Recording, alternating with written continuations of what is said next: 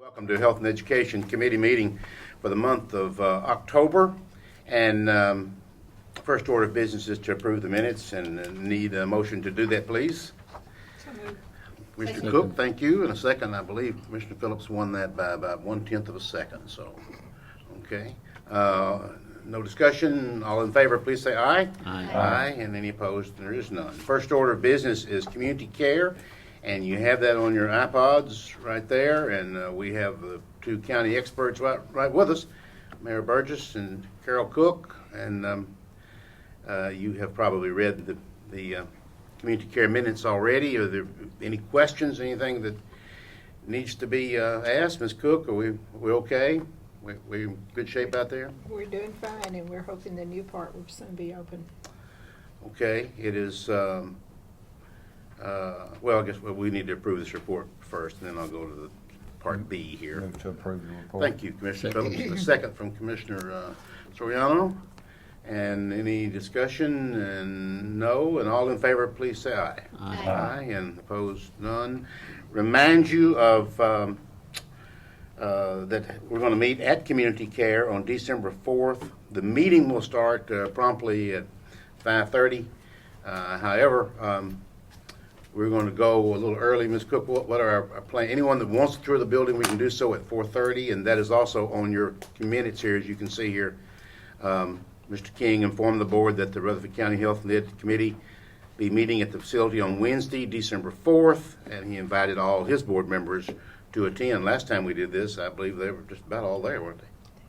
But anyway, Ms. Cook, any other information about that, the tour at 4:30 or whatever?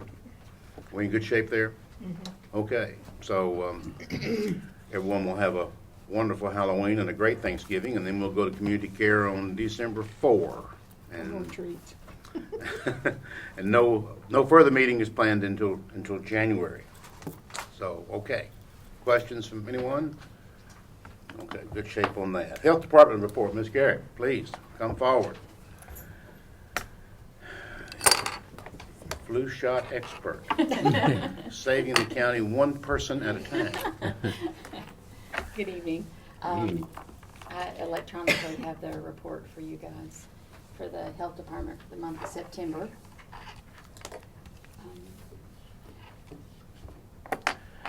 We're still seeing increases in the Smyrna area, which we expected to see, and our numbers are still a little bit low in Murfreesboro due to provider health issues and things that we've had employees out, but still maintain services and everything, but it's brought down our patient services numbers a little bit. How's your new Smyrna office doing? Good. We put a full-time breastfeeding counselor down there. You can see what a difference that's made. She's doing some classes out of there. She's also, we're doing the WIC classes in there and the diabetes classes, and so it's really being used and enjoyed. We've got some partnerships, some community partners using the building too.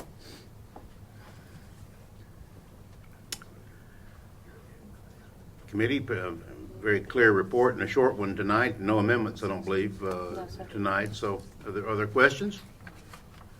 I'll make a motion to approve as presented. Thank you, Commissioner Allen. A second? Second. Commissioner Cook, thank you both. No discussion or questions? All in favor, please say aye. Aye. Aye. And opposed, there is none. Ms. Garrett, that was Quick. absolutely Thank painless, you. wasn't it, tonight? That's all right. Can I share one thing with you? Oh, guys? yes, please. Something to, a little brag on my staff a little bit, is we do customer service surveys pretty frequently, and it's really been a focus of ours, over the last few years. So in the last couple of weeks, we did 800 surveys on patients and community members who were coming in for different services, and we scored 99 or 100 on most every category. They were you able to get an appointment in the time frame you requested? 98% in Murfreesboro, 99.5% in Smyrna. During today's visit, did the health department treat you with courtesy and respect? 99.5 in Smyrna. on the day of your visit, were you seen by a healthcare provider in a timely fashion? 88% were seen in less than 30 minutes in Murfreesboro. 88% were seen in less than 30 minutes in Smyrna. When you saw your healthcare provider, whoever it was, the dentist, doctor, nutritionist, did he or she give you time to explain why you were there? 99% said yes in Murfreesboro, 100% in Smyrna. When you ask a question, did you get an answer that made sense? 100% from both sides. Do you feel like your privacy was protected? 100% from both sides. Is the facility clean, comfortable, and well maintained? 100%. Was it easy to find the building and access the building? 100% at both sites. Would you encourage your family or friends to receive services at this facility? 98% Murfreesboro, 100% in Smyrna. And how did you hear about the health department? 70% of people hear about it from family or friends that recommend it. So it's just my staff's worked really hard on making customer service a focus and meeting the needs for our community. So I wanted to share those statistics because I thought they were very good. So that's I'm gonna have to drop my doctor and start going there. Do I don't you, think, I've never been fine now. That would be your survey answers, yeah. do you pass that on to the state, your survey? Yes, yeah. The state tells us we have to do surveys certain times a year, so they pick the weeks. We don't have any control over those, and we try to do a standardized. These questions been tested and researched and that kind of thing, and so yeah, they're very involved and know of it. But thank you for the recommendation. You should be really proud of that, because I bet there's a lot of health departments who would not score that well. Yeah, I'm very proud of my staff. They worked really hard to make those kind of commitments to taking care of our community members. So Congratulations. thank you. Thank you, Ms. Garrett. Let me ask a quick Yes, sir. question. Yes, Ms. sir. Garrett, you almost got up, didn't you? No, I just didn't want to overstay. Obamacare, for better, lack of a better word, it's being implemented, and over the next year should be fully implemented. How's it going to affect you and the health department? The Affordable Care Act, there are some people here in town that are certified to help kind of navigate, help people get onto the program or see if they're eligible or see if they're not eligible. In our town, it was the federally qualified health agencies. In this town, we have one, and it's the Primary Care and Hope Clinic. So they actually have some members on staff that they've hired just to help people. So to get to your question, if people out there have questions, that's where I would refer them to, or to the government's website. But I think that these people have gone through some special training to learn how to advise and give advice. There will still be quite a few people who will not necessarily qualify for TennCare or Medicaid, and who will not necessarily qualify for one of the Affordable Care Insurance's subsidies, or will not choose to take that, or whatever. There's 3 or 4 different categories of people. And according to some statistical data that we've seen, there's still quite a few people who will need primary care services that we offer. So we are going to continue offering our services, just like always. Not all counties offer that, but our county in Rutherford offers primary care. Theoretically, shouldn't they run you out of business? Well, we're Theoretically. we'll be accepting those insurance as well. So if they're looking for a provider, we'll be accepting those. That's part of the process of us getting the ability to accept those kind of insurances. We've not done that in the past, but that will probably be one of ours. So even if they do get it and they're looking for a place, we'll be available, or either or. And then that's really talking about primary care, which is just a small portion of what we do. A bigger portion of what we do is the public health, and that's not always covered by the insurances, or private doctors may not know how to handle it, or they would defer to us because we're the experts in things like TB control and foodborne outbreaks, emergency preparedness, immunizations, those kind of things. You don't foresee any reduction in state or federal funds or any of those kinds of things? It's really hard to say at this point how that will affect us. So I think the state is looking at how we could redirect things. And one of those ways is by actually accepting insurances from people who get onto these affordable care plans and they have an insurance. Then if we accept that, then maybe they could come and we could recoup funding that way that may be cut from federal. But again, it's all speculative right now, trying to figure out. But that's good questions. It's just they haven't really worked out that part yet. Is there a way that we could begin to, sometime in the next few months, next year, begin to track how the implementation of that is affecting what you do and I know that it could be something we look at. I know the state is trying to put together some numbers of people who would still be looking for care that are going to qualify for the affordable care or the TennCare options that are out there. So that would be one way to see how many are still out there that are looking for that haven't gotten one of the others. That's one way. Another way is to just see on some of the primary care programs like men's health and women's health, those would be ones that would be affected if they were to get coverage somewhere else and go to another private doctor somewhere else. theoretically, should you see your numbers go down? We could possibly see our numbers go down, yeah. But we want to put more effort into the preventative end of things, which is public health focus. Sure. Anyways, we were kind of just a safety net for primary care, to catch the people who fell through the system. And we'll continue to do that, but really our main focus is more preventative care. And so we would have more time to free up to work on those programs, those partnerships that we do for increasing activity in people and showing them healthy diets and those kinds of things to prevent health problems on the front end so that they maybe don't need as many services on the other end. It'd kind of be good to use some benchmark this year, next year, some kind of a benchmark, and then going forward to see how all of these things affect Yeah, I'll see what I how can we operate. It's come up with my partners at the state. I'll ask them and see what kind of thing that we can sort of, because it's a good point, it's a good question. Be something interesting. It's just all kind of in flux right now, trying to figure it Okay, thank you. out. Good question. Thank you. Committee, anything else? Thank you, Ms. Gary. Thank you. Appreciate guys. it very Have a much. good night. Ms. Nolan, are you filling in for Ms. Jolly tonight? A Special Projects Report Committee, which has probably some dollar amounts have changed, but I doubt as much else has.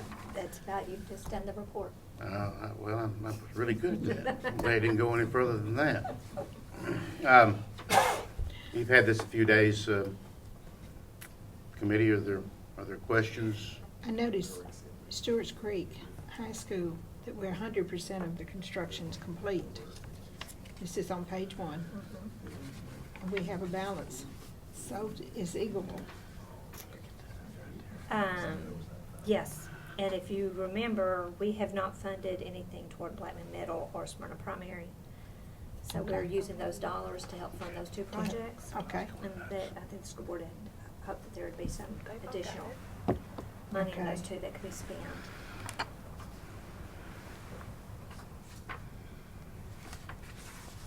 So I know sometimes even though construction's complete, There's still, there's still things to be bought. right, internally, especially but- Stewart's, at high school, they're gonna be spending throughout the entire year, this whole first year that they're open.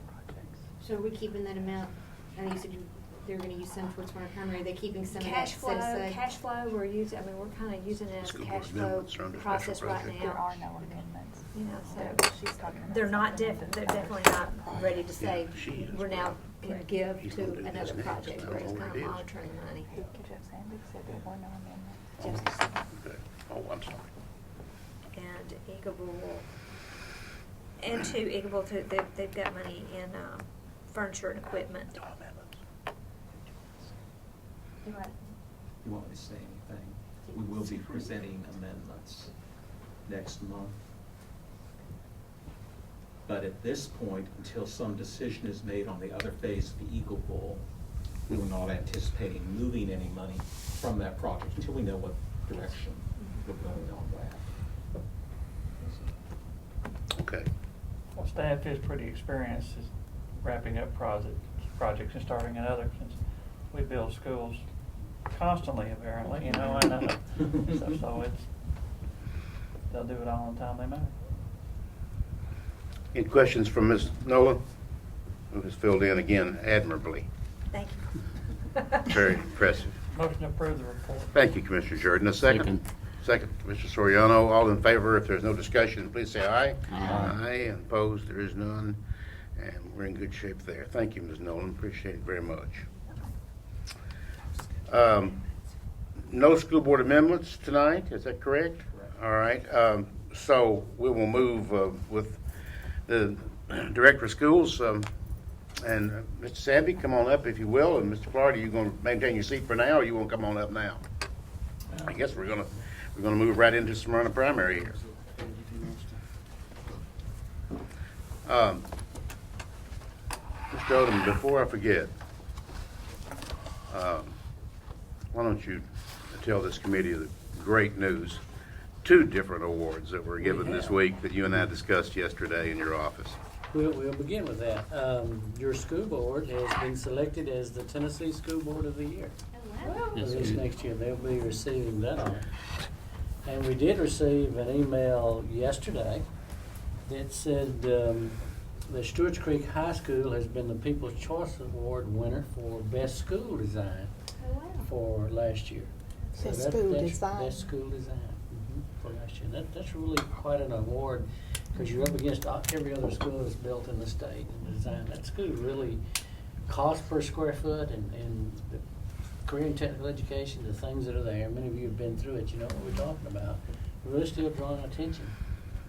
People like to come and look at it. And School Board of the Year, there's like 130 some odd school boards, aren't there? Yeah, you got one for what, 136, 7 districts, Yeah, something something like that. Yeah. A lot of hoops you have to go through to earn that. You know, so. Well, that's terrific, and I think Mr. Savvy and Mr. Clardy are certainly deserving as well, particularly on the design of the school. I'm really just tickled for everybody, but I mean, a lot of work there on a lot of people's part, and I think that's terrific. So we'll be the committee of the year, I think. Probably. If they're winning awards like that, surely we should They get won it in spite of us.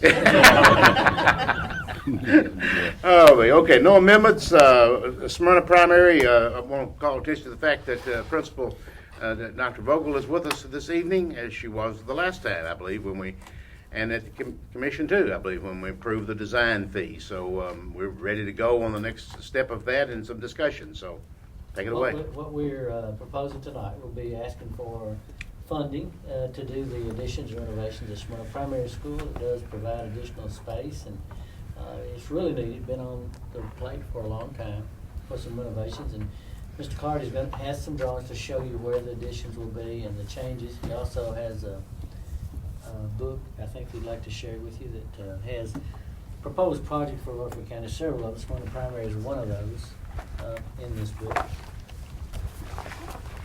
I'd like to have these back too. I want to take them to budget with me, save a little money. Architects charge dearly for printing. Go ahead. I wanna take the questions.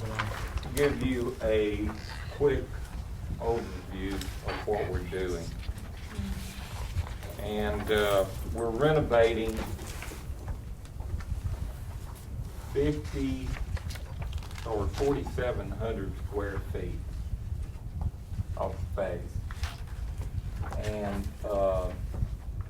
that is in the cafeteria area. And then we're putting a new canopy in. We're building 6,800 square feet in the new media center and library.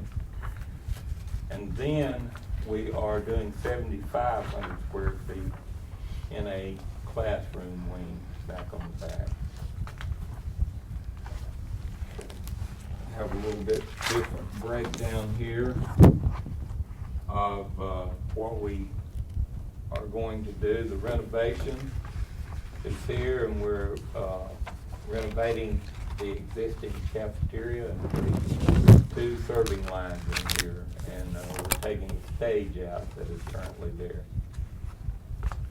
over also the new canopy on the front. And then over on the media center, we're kind of bringing them up to the current standard in all the new elementary schools. And we're also turning some interior space here into classrooms. Then on the classroom addition, we are adding, I think, 5 classrooms back there. And also we have 4 portables there that are in use now, so that'll give us a gain of 3 classrooms as we build this.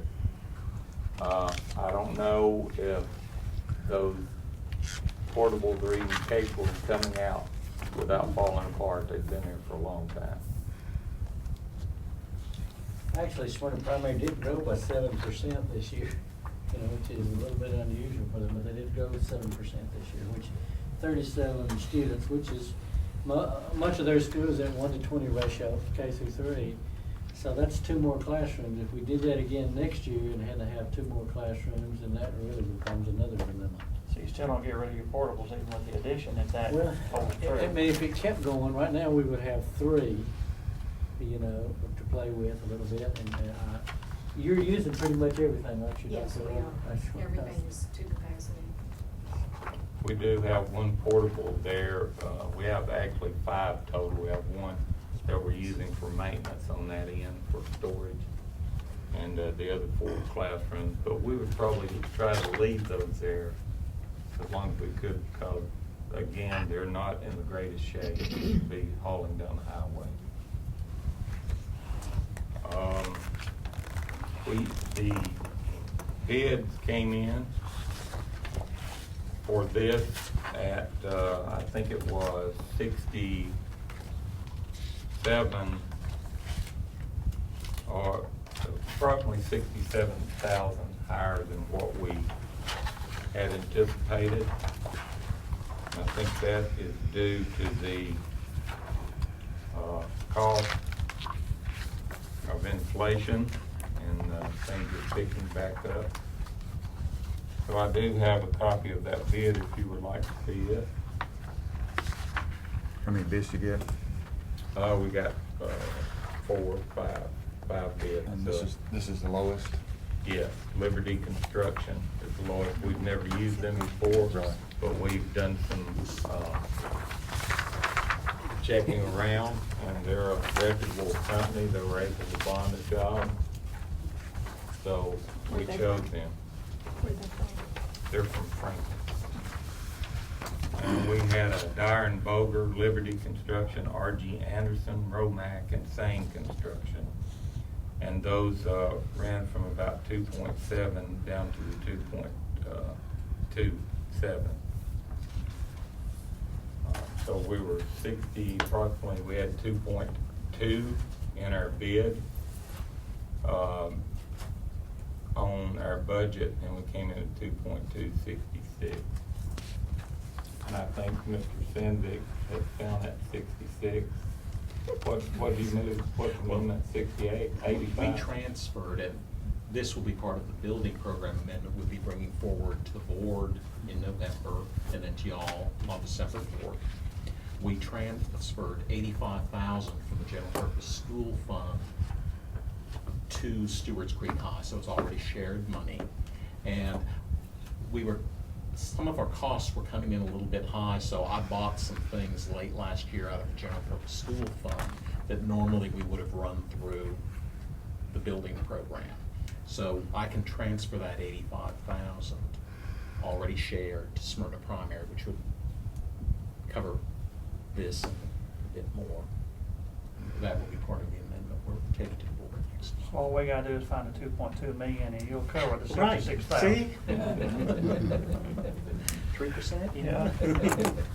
I don't think we did a very good job of explaining. I didn't the last time we were here and presented this or briefly talked about it, because I know there was a few commissioners that were under the impression there's no classrooms. It was mainly we focused mainly on the media center to get it up to speed, but there are classrooms, and there'll be a gain of 3 on this. And let me ask, Dr. Vogel, your library is basically a big classroom, isn't it? Yes, it is. Yeah, In fact- it and my elementary school were built Yeah. at the same time. That's what our library was, a slightly larger classroom, and that's what Dr. It is. Goals is 50 years Right, later. Right.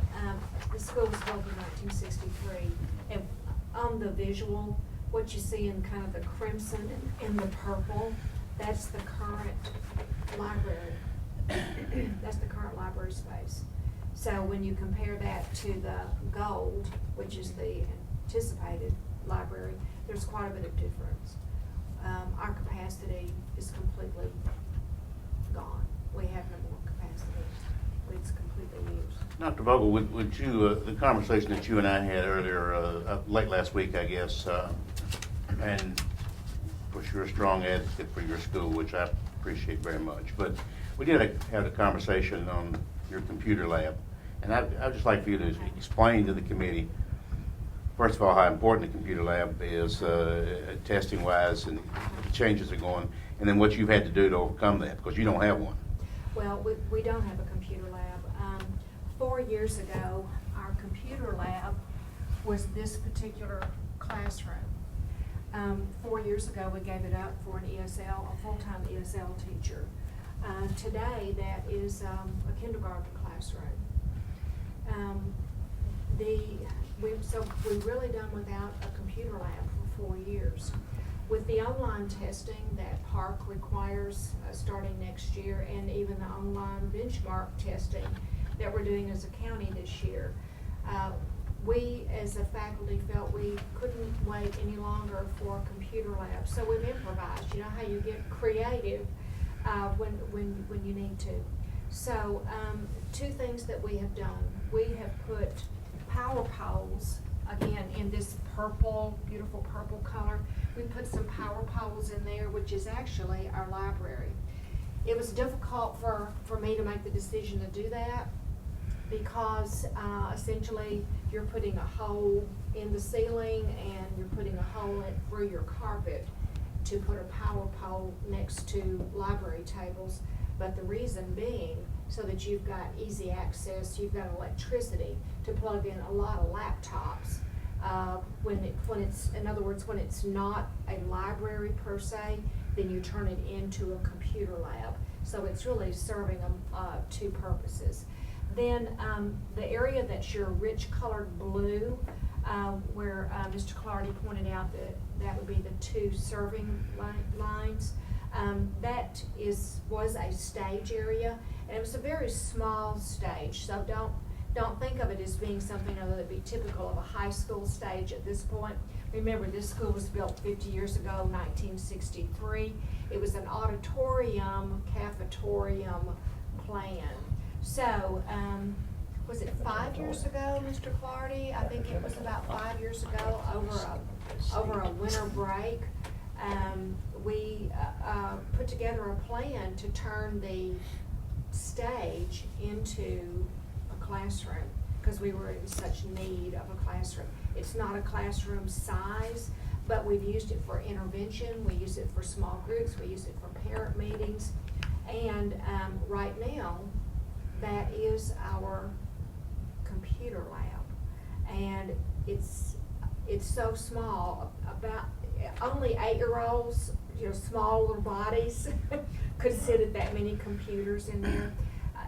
Elbow to elbow, it's very, very tight, but we've pushed tables in there and put laptops there so that we can get about 22, 23 laptops in that small room, which used to be the stage, and it's, again, multi-purpose. So we truly don't have a computer lab, but we're using our library occasionally as a computer lab, particularly to accomplish testing.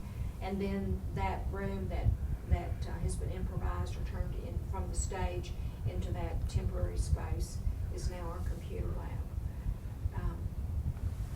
Tough to do when you're having lunch, though. What time do you start lunch? We start lunch at 10, and lunch is over at 12:30.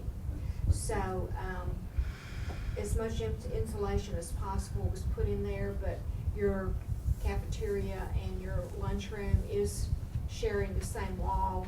So you do you do realize that there's a lot of children on the other side eating. So it's not the best of situations.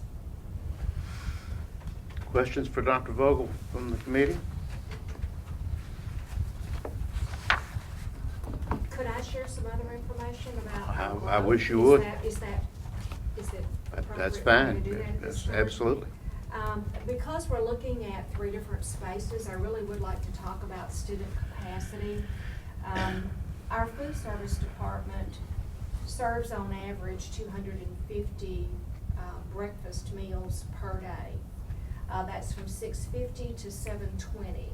So in 30 minutes, 250 children eat breakfast. It's remarkable. It's quite a miracle. If you really want to come and see it someday, I invite you to come and see. They do a marvelous job. Our average lunch participation on a daily basis is 465, and that starts at 10 and goes until 12:30. One homeroom goes through one serving line every 5 minutes. Our free and reduced, 715 meals are served in our school every single day. Our free and reduced lunch rate is 72.4%. The participation rate of those students is 93.8%. So you can see that we are certainly doing an excellent job of meeting the needs of our students when we have that many who qualify for free or reduced lunch, and then 93.8% of them are actually participating on a daily basis. Our current enrollment last Friday, October the 25th, was 584 students. Today it's 585. I started preparing this information last week, but just to be accurate, because I like to be accurate, we have added 1 additional student since I prepared this information. I went back and just looked at our growth over the last 5 years, because I think we need to look at patterns, not just isolated years. In May of 2009, we had 484 students. May of 2010, 500, 2011, 511, 2012 was 526. In May of 2013, we had 544 students, and on October, for October, we have 584 or 585, as I said today. Our rate of increase has gone from 3.3%, 2.2%, 2.9%, 3.4%, and for this school year thus far, as Mr. Odom said, our percent of increase is 7%. There's a lot of things that we could attribute that to. First of all, I think Rutherford County Schools has an excellent reputation. I think many, many people gravitate toward our county. In the Smyrna area, Boys and Girls Club being across the street from us has certainly made us a popular venue for after-school care. They partner with us. We do a great deal with them. So I think, according to our parents, that has certainly made our school even more attractive. After-school care is a huge responsibility for parents. And our partnering with them, I think, has really been very, very beneficial to educating the total child and serving the family itself. I also feel that since our school is 50 years old, that we are seeing second and third generations in our neighborhood. We have a unique situation. Smyrna Middle School is next door to us and shares our campus borders. Thurman Francis is across the street. David Urey is just up over the hill. I can look out many doors and windows in our building and see any number of Rutherford County schools. But we sit in our school zone. So we have all of those schools sitting in our school zone. It's very unique, and it's just a great place to be. But I think what's happening is we have second and third generations buying homes, renting homes in our area. There are many, many families who say to me, every single year, the mom will come in, dad will come in and say, I went to school here, let me tell you where I went to first grade, let me show you the room. So we are truly the neighborhood school, and I feel like our growth and our popularity is because we are truly a neighborhood school. In terms of teachers, we've added 3 full-time teachers from last year to this year. We have 30 homerooms. And you probably say, so where did you put 3 extra teachers? Well, we eliminated the computer lab.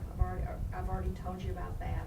We have 2 wonderful instructional coaches, one that's designated for mathematics, one that is designated for reading and language arts. They have used classroom space together in the past to actually perform all kinds of parent trainings, interventions, small group. They've given that up. They now push into the classrooms. We've also given up some special education space. That's not ideal. None of these are ideal in terms of building your instructional program, but it's some sacrifices and some compromises that we've done as a school.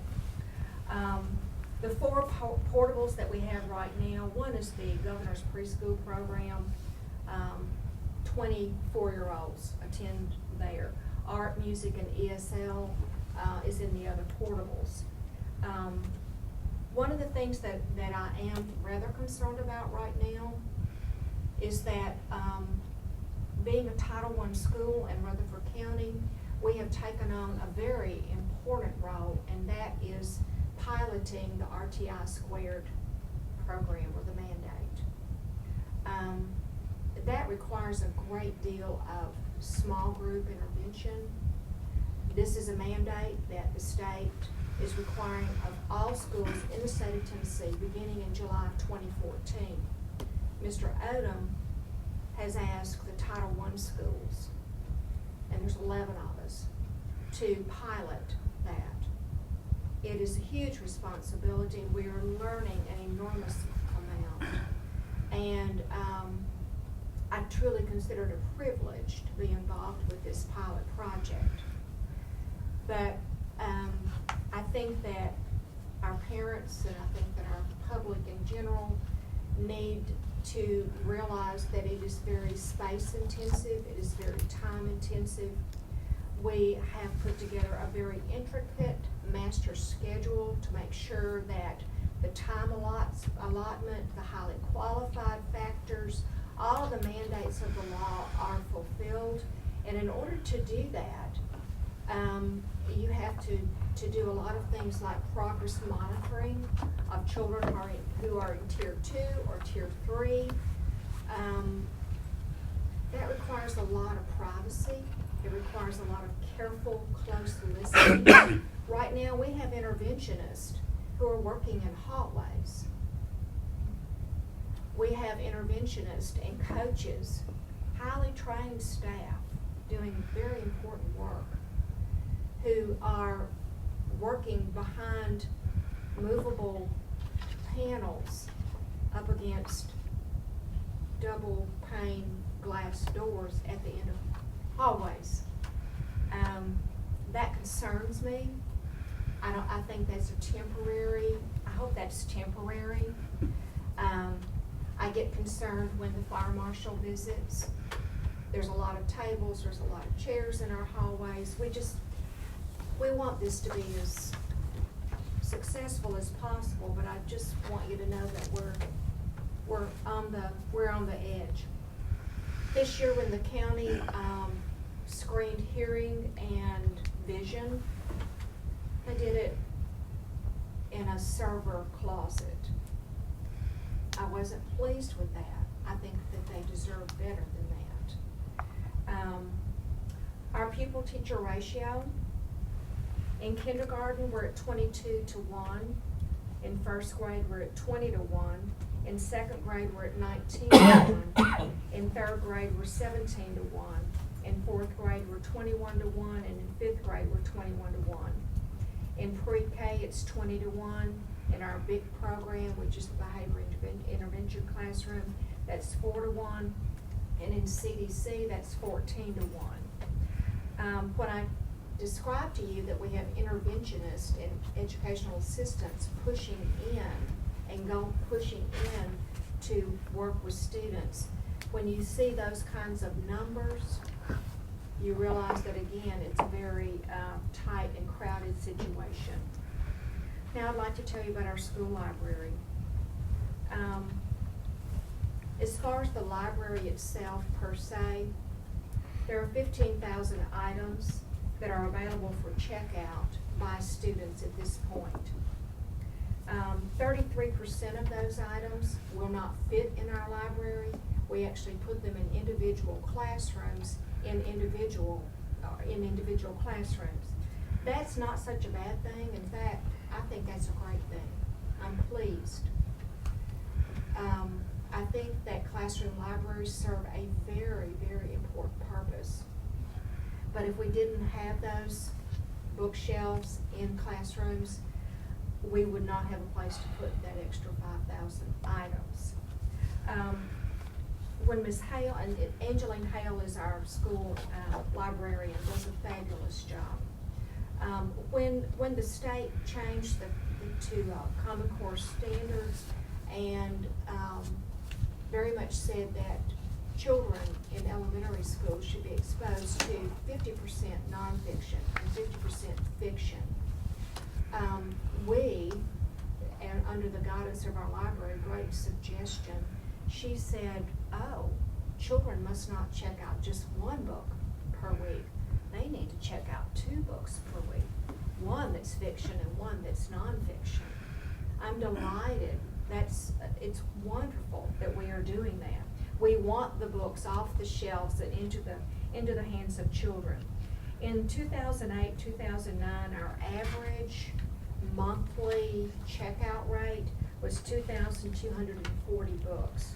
Now, of course, our student enrollment has increased too, but I'm very pleased to say that at this time, 3,290 books circulate in and out of our library every single month.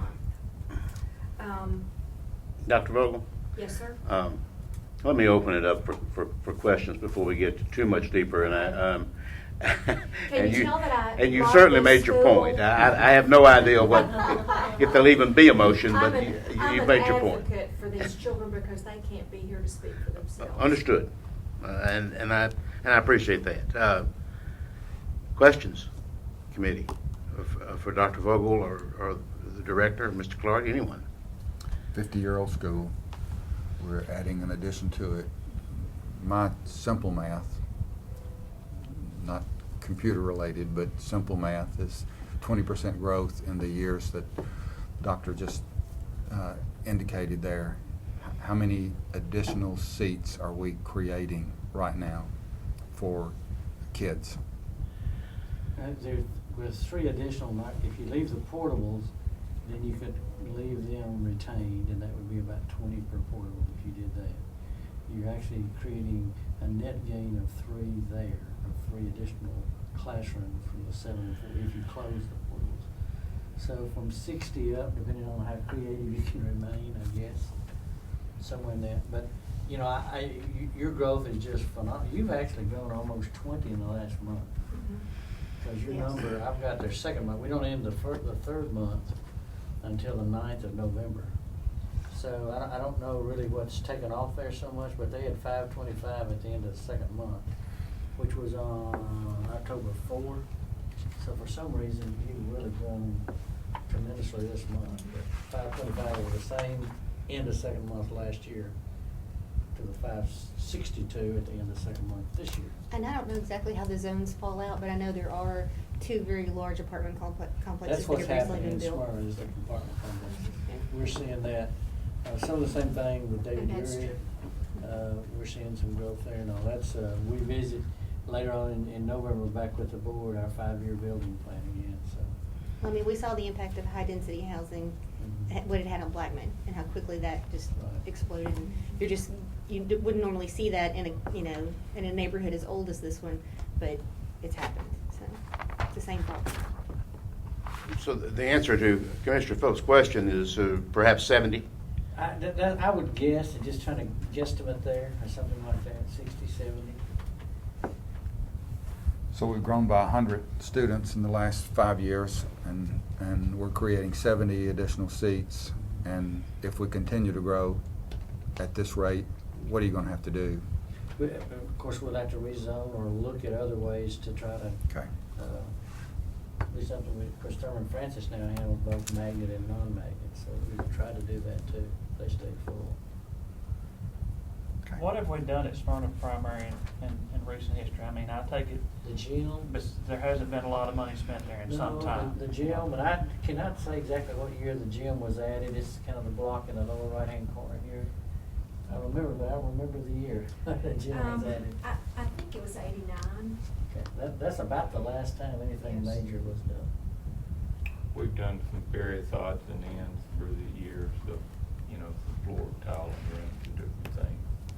And put a new heating system in it, But not space-wise. but not space-wise, nothing's in it. I think about equity, and we just got an award for Stewart's Creek High School, which is wonderful, but the children aren't getting the exact same experience at Oakland or Riverdale, which are 40 years old. And I don't think we ever achieved equity, with, how many schools are we up to now? 40? 45. 45, yeah. 6. That's- 46, we added one right then. Yeah, 42. I know it's over 40, but I know it's impossible to reach equity, but just because children live in one neighborhood over another, they all not have a diminished opportunity, have to be on a cafe gymatorium behind a panel in their computer lab. Well, just to add about the gym, no seats in the gym. So this is a PE facility. It is a play gym, and our Okay. 14th annual Veterans Day program, which will be on November the 11th, we will have at the middle school because we cannot get our population in our gym. Understood. So when you try to have school-wide meetings or assemblies or anything, it's just, We do not have school-wide meetings, simply, like for awards programs, we have a K through 2, so that there's space for parents, and then we have a 3 through 5. One of the things that we've had to give up, and I'll just say this as a closing statement, but this is a very important closing statement for our parents. The last time that we could serve parents for Thanksgiving dinner or Christmas dinner or Grandparents' Day or Grandparents' Lunch was in 2010. We simply don't have the space to invite them, and that has upset some parents because it's been a tradition in our building that Thanksgiving dinner, we'd have a Christmas dinner, we would have grandparents' lunch. So that's been concerning to them. We would like to be able to have those special celebrations. well, and that's part of what builds community Yes, it does. inside of school as well, because we ask the parents to be involved and we ask them to come work, PTO type functions. And so then when it comes to the fun stuff, for them to come have lunch with their kids and then they can't, Yes. yeah, it's hard. Committee, as Dr. Bullen was fond of saying, and I listened to him for a number of years, I sense that maybe there's time for a motion of some sort. And maybe you're ready to vote if you have no further questions. If this goes forward, passes through the budget process and full commission, what's the bottom line and when is the anticipated start date, construction start date? How many months on an addition? I think we can do it in 6 months. If we can get funded, I think we can start probably, our plans are already through the state fire marshal and everything else. I think we can start immediately as soon as the funds are available.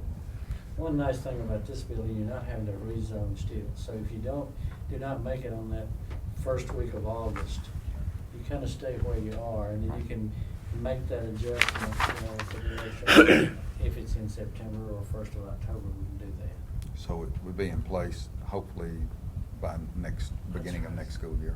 If that's what you would desire. How long is this bid good for? We're about out of time. We've extended it twice since I talked him into holding another 30 days, just last week, so. And he'll probably hold it if things haven't, climbed up. People are kind of still hurt for work. I think he'll hold it, but we need to, try to get it on through the system because of the range of bids. If we went out to rebid it, the possibility it could come back higher. Lisa, talk to us about the money, because everybody wants to know about the money. So, Okay. On Blackman Middle, we went ahead and you approved an interfund transfer. I know we're not spending it all, but I would recommend that we would, I'll get with Jeff and see about how much money we need on the draw, if we'll need to do another amendment, another interfund transfer to get us through to the next time we borrow. I'm looking right now to borrow in April. I don't remember how much, is it 2.5, is the estimate still 2.5? 2.3. 2.3, and he's come up with another, 80,000. Well, that's- 2.2 is what. Yeah. 2.2. She said he gets 66, we got 2.2. Yeah. I got 2.2. No, I've got 85. 2.1. I have sent a letter to Town of Smyrna. I don't know if you've heard in other communities where there is a sharing of mixed drink tax that kind of just went unnoticed for many, many years. And so Smyrna, Town of Smyrna, they're working through their process, but there's about this is not my choice, but this is a recommendation that I would make, that there's about $550,000 that the Town of Smyrna owes the school board. If they could send that on, I would recommend, since it's coming from Town of Smyrna, this was, to me, it's an unanticipated revenue. It has not been budgeted into the school, that be applied toward the school. That's an option, that's something, just throw that out. You foresee Smyrna paying that in one lump sum. That's assuming that they will That's a $500,000. pay it, in one lump sum. but we haven't finalized that yet. 1.7. We don't know We that haven't yet. finalized that yet. I know that. 1.6, has, 1.65. met with some of the officials on it. Yes. But anyway, that's, hopefully we would know by the time it was time for, we would have those funds. I'm making a pitch to put it to this project because this is a elementary school that anything we borrow, we do have to borrow enough to share with the city of Murfreesboro. So this money would, go a little further. It wouldn't have to be shared, would it? Mr. Mayor? Lisa, I think we should make it clear that we do have the capacity to fund 2.2 in the event we don't get the whole lump sum 5 committed. So I think we need to ask them if we're going to make a commitment to fund the 2.2 million, and then we'll apply, assuming Oh, the I school agree board will on agree. how we do it. I agree that So, to ask don't them make to it- approve, but, and come up with how we'll do it. I'll also say that in all the presentations I've done on how, can we afford these projects, I've always included Smyrna Primary in that. Only because I tried to include everything that was on the table. And I included $2.5 million. So. I'll make a motion. I'd like to put the mayor on the spot and ask him what his recommendation is. Well, after I've listened to a more definitive story tonight, I recommend that we go ahead and approve the funding of the 2.2 million, subject to potential receipt of some part of the 500,000. We might could apply to that later, but don't make that a part of this decision tonight. That would I make a motion that we go forward and send this on to budget. Second. Ms. Cook has made a motion that I'll put a figure with it, Ms. Cook, the 2.2 million.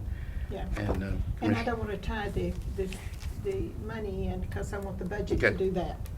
Okay, Commissioner Allen has seconded, and questions and discussion?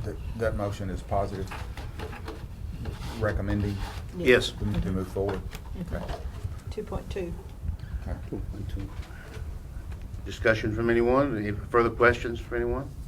My only question is why haven't we done it sooner? Call the roll, please. Your motion is to move forward with the Smyrna Primary project and send to the Budget Committee at 2.2 million. Commissioner Allen? Aye. Commissioner Cook? Aye. Commissioner Jordan? Yes. Commissioner Phillips? Aye. Commissioner Sereno? Yes. Commissioner Jordan? Yes. Mr. Odom, I think, is going to stay with us for a minute or two at my request to discuss this next item.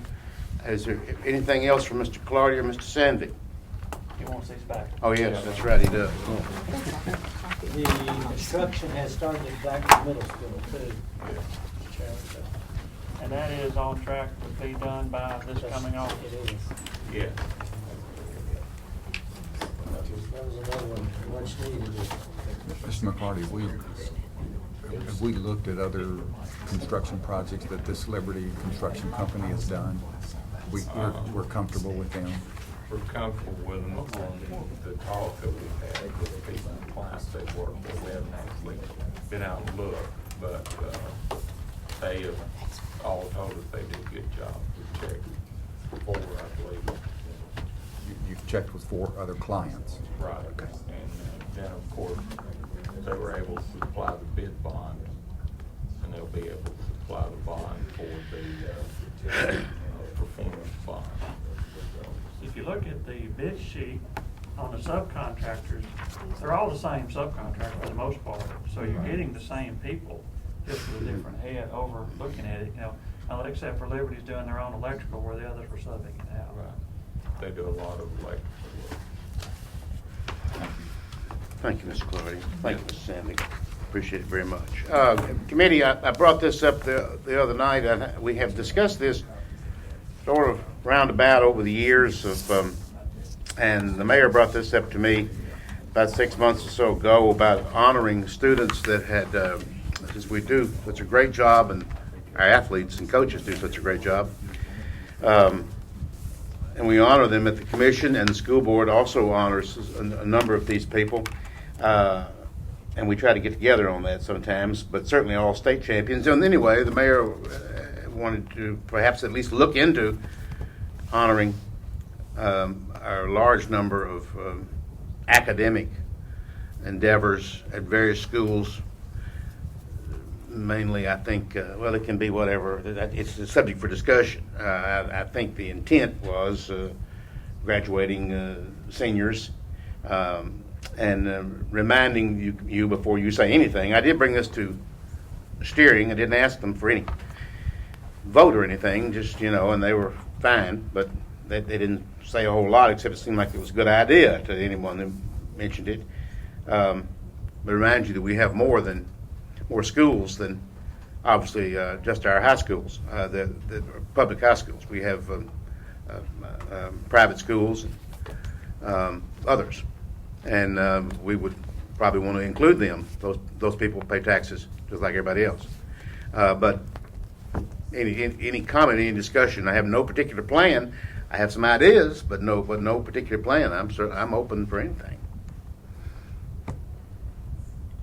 Sounds great. I just don't know how you determine 4.0, perfect Right. score on ACT, valedictorian. I mean, National merit. national finalists, merit, everything. yeah. I mean, Scholarships. you could almost have an award ceremony once a year. Somewhere besides like the teachers' retirement or teachers' award thing, and recognize people at that point in time. Where we keep bringing them before the commission, but as this county gets bigger and bigger, we're going to have some pretty long commission meetings recognizing everybody. But Yeah. if they deserve it, that's perfectly fine with me. I just don't know how we decide who to recognize. Some of the schools have 10 or 12 valedictorians each, or more. And, some of the graduations are quite lengthy because all the valedictorians get to speak. Multiple. You're right. Catholic school. And they have an awards night too. They do. I mean, Each school does. They do, for their parents and their students. Yes.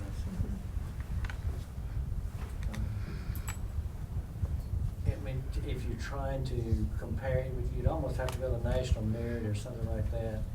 If you're trying to bring in, because that would be private or public or anything like that, that probably reduces your number between 8 and 20 all total.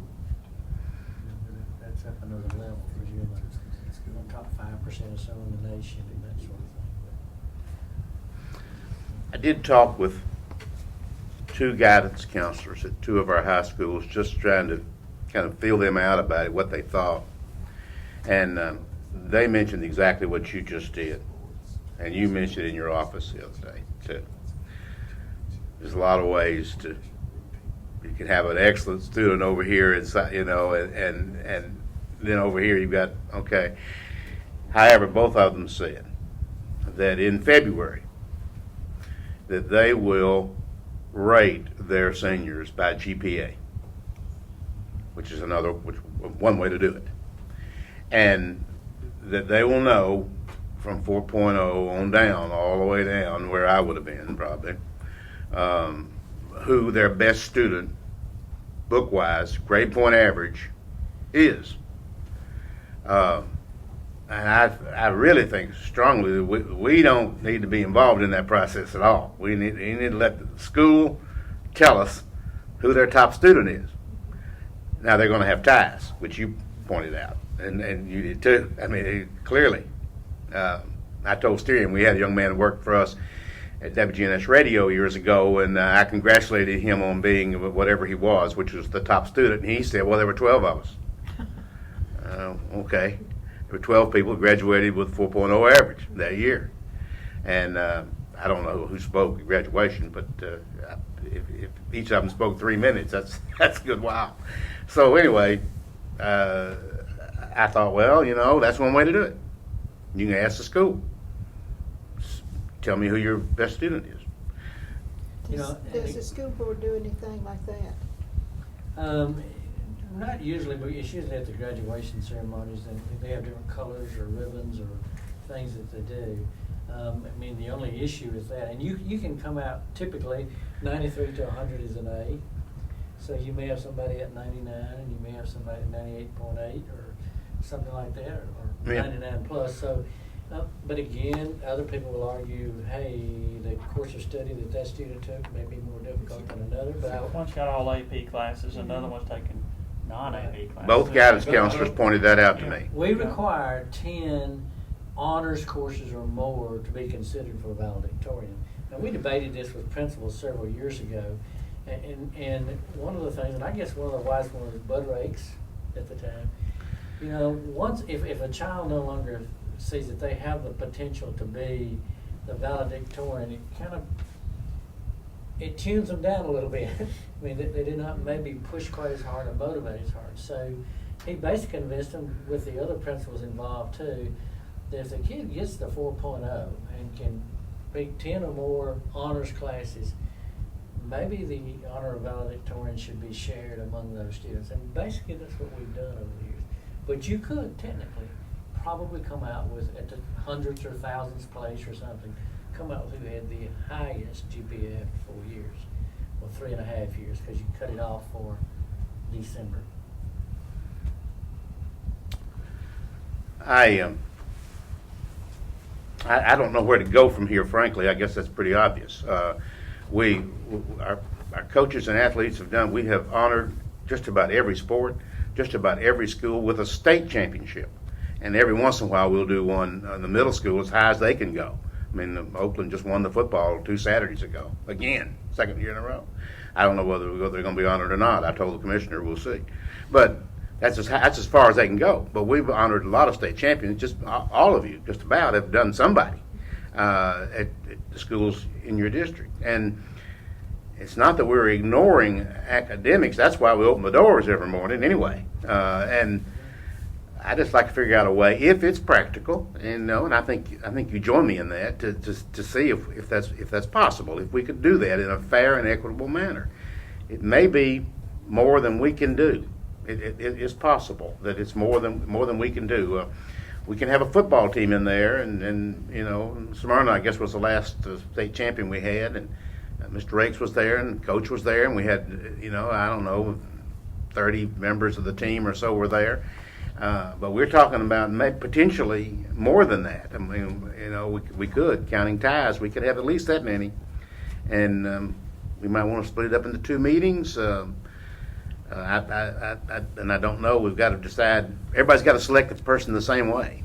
I guess I'm just wondering, is there any way to maybe look at last year's graduating class and see if you can identify some kind of criteria, like you're talking about, even if it breaks into the hundredths of a point, and just say, okay, well, if we'd done this last year and using this set of criteria, this is how many people you would have honored. Or so. If you did the highest GPA, it'd probably be 1 for each major high school. If you decided to add in your national merit people, again, that varies again from year to year, but would not be too large a number. Probably 20 to 25, both of those together or something. I mean, that's doable. We don't go search out the sports teams. I mean, I take it the coach or the principal approaches the county or the mayor's office, somebody said, or do it, or how do they get picked? I mean, and could we not, I don't want to oversimplify it, but let the principals, you know, as they see fit, bring forward. You know, we have to have some sort of criteria to make sure they, you know, They're consistent. But if they have, you know, if they feel, because some principals may not want to mess with it. Right. You know, and then some principals might, you know, but there are some teams out there that win some awards that don't make it up here because that coach or that principal doesn't pursue it. You know, we could almost leave it to that extent. Well, in the case of sports, of course, it gets in the paper. And generally, if it's in the paper, the state championship has been won by somebody. Our chief secretary, Vicki Taylor, is all over it. So, and she notifies the commissioner involved. And I know in Smyrna, you all have combined, you know, and I think all 3 of you did the football, which was great. Like I say, I'm not exactly sure where to go from here. We could tell the principals that, I guess, and I could get some numbers for you about how many, like I say, we know valedictorians total, how many national merit or some other things like that. You have some IB diploma people, but that's just on one school, so. I think Commissioner Allen makes a good suggestion. You know, what if we'd done this last year? And I can do that. See, All right. I can find out some information. What are the National Merit Scholars named? Typically, late winter or something like that, they identify it before graduation time. I was just trying to think, and when is the valedictorian, when is that finalized? Is that after final exams or? No, typically that's done, unless somebody loses their 4.0 or so again, if they hold that the second semester.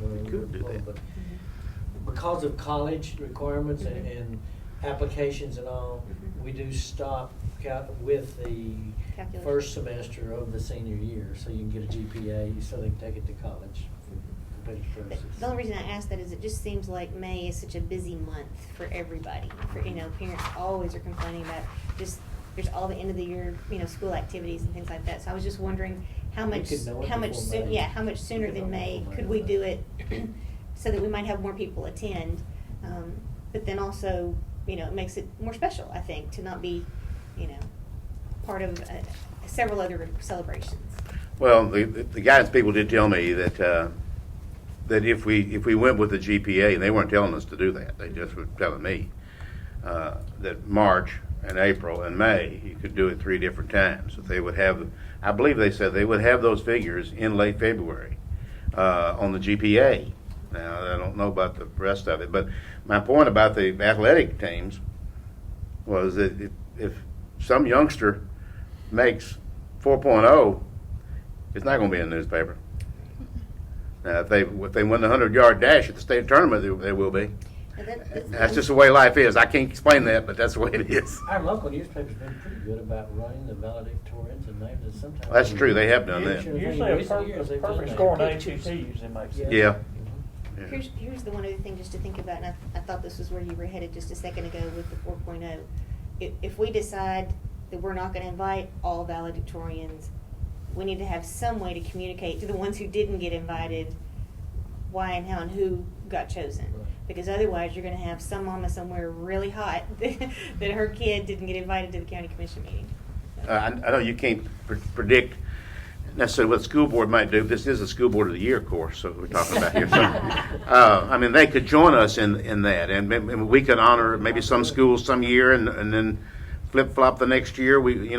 Something along that, because your meetings are quite formal and televised as well, and covered by the newspaper. So I would assume that they would join us in that. I think without a doubt.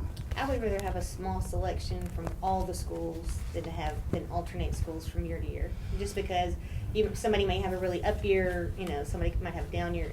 I just think it'd be better to look at the whole pie, every year, and see who's the cream of the crop in Rutherford County that You year. said the top 3 or the top Yeah. 2 or whatever. Yeah. We just need to design. Let's do some counting, and then we'll do All right. we'll look at criteria. Step 2. It seems to me like since it's school, it would come under the school board. Since the schools, and you have a good auditorium and installation there, and everybody knows where the school board is. And I think it would be good if the school board could do it. Now, I don't know all the ins and outs. I think the reason I like the idea of the county commission doing it is because it does create, we talked about equity earlier, it does create some equity between the athletes and the academics, that we don't just invite the athletes to the county commission meetings. The academic folks get invited as well. That we want to celebrate that, because like you said, that's the reason we open doors. Can you have something by December 4th? Is that possible without any problem?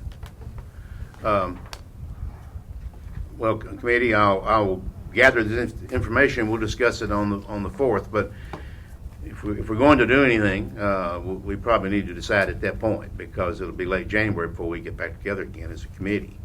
It needs to be consistent to do it for everything, and not do it for just one, or two, or sports, or whatever. It needs to be consistent. I'm in full agreement with that. I think that's absolutely right. Just a word of caution, I think it's a slippery slope that we might be going down. Yeah.